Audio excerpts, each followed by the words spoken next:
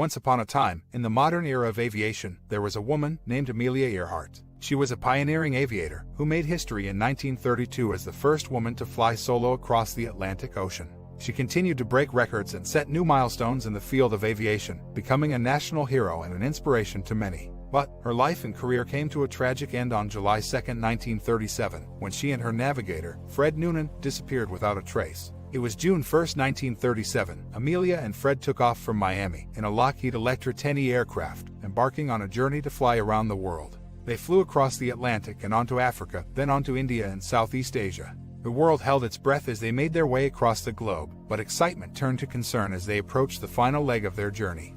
The plan was to fly from Lee, New Guinea, to Howland Island, a small uninhabited island in the Pacific Ocean, but things went wrong. They were supposed to land on Howland Island for refueling, but they never made it.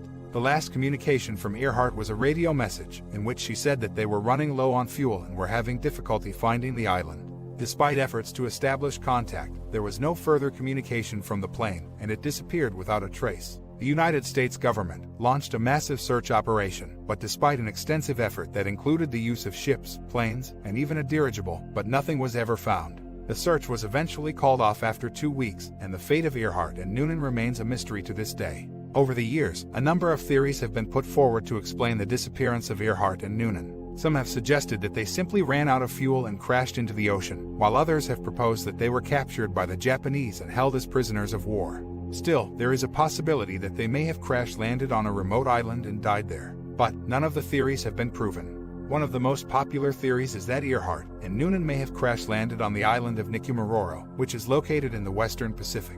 In 1940, human remains were found on the island, but they were later lost. In 2015, a team of researchers searched the island again, and they found evidence that suggests that the island may have been the final resting place of Earhart and Noonan. But the mystery of what happened to Amelia Earhart remains unsolved. Even after all the theories and search operations, the world may never know what truly happened to the aviation pioneer and her navigator. Their disappearance remains one of the greatest unsolved mysteries in aviation history.